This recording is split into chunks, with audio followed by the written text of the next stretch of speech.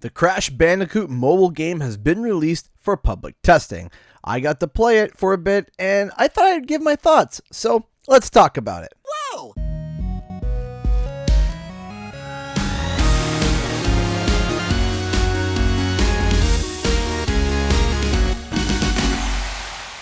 What's up guys, Canadian Guy here and back with a brand new video. So the Crash Bandicoot mobile game has started to do some form of a test launch throughout the world.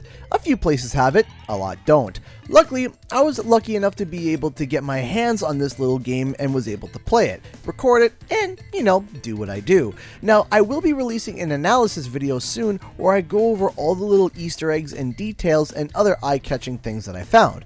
But for now, let's get to my first impressions of the game. So first off, if you're ready for a fully fledged, mind-blowing, revolutionizing mainline Crash experience, this ain't it. It's a mobile game, and it's free to play. So yeah, of course it's not going to be on par with a console experience. If you're setting the bar that high, I really suggest that you don't. Crash Bandicoot Mobile, or as I like to call it, Crash Dash, is a linear runner game that seems to take heavy inspiration from Temple Run, but instead of seeing how long you can last before you die, it's contained into missions of beating up Cortex's baddies.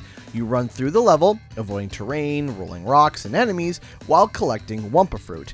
Now, for those who are complaining that this is a Temple Run clone, it's apparently been said that the original Temple Run was actually heavily inspired by Hog Wild from the original Crash Bandicoot. So it's come full circle, I suppose? And again, it's not exactly an endless runner, so that helps too. How the game's progression works is that each mission requires a specific amount of certain potions to access the level. The potions are used against the boss at the end to send them back to the universe that they once came from.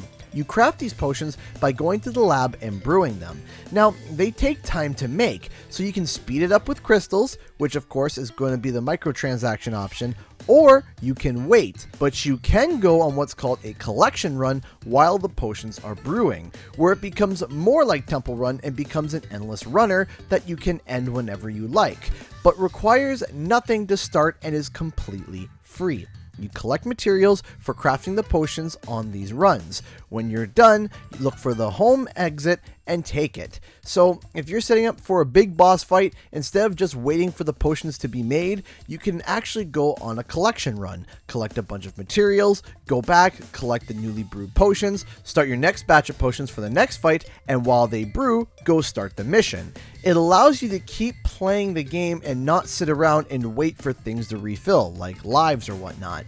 The game controls are actually pretty good. You tap to spin, slide up to jump, slide down to, slide, and swatting left to right swaps the lanes that Crash is in. After playing it for a few hours, it's a nice, cute little game. It runs well on my Huawei P20 Pro, and you can tell by my recording that it runs pretty smoothly even when I have the screen recording option on. It's an extremely simplified Crash experience that fixes a bit of the Crash nostalgic itch. Crash actually controls pretty well, being able to jump, slide, and spin seamlessly together, comboing moves that makes for a smooth and simple control scheme, allowing for like double slides, air spins, and other little nifty tricks. Crash's design is a bit different from the original cuter design that we saw before that was leaked, and is sporting closer to more of his insane look, but still looking more fuzzy and cute. He still has the Unreal Engine style look that kind of matches the look that Spyro Reignited has, so I'm thinking that we might have more of a Reignited stylization for the mainline Crash game in 2020. Of course, the graphics on the mobile game are more streamlined and simple, but it still is a different aesthetic from Insane. Coco looks alright.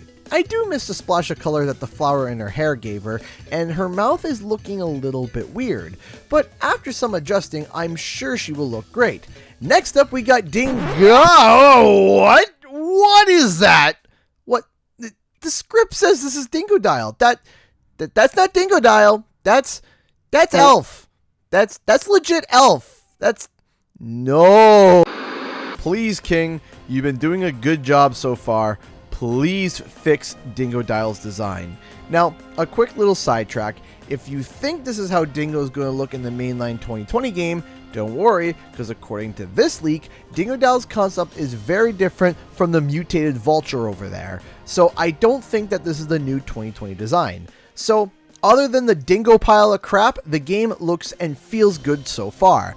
Now, this is just a test launch, not even a beta yet, so things are subject to change and could change greatly. Hopefully, a more public version will start rolling out for not just Android, but for Apple users as well. Have you been able to try the game out? If so, comment your thoughts below. I'd love to read them.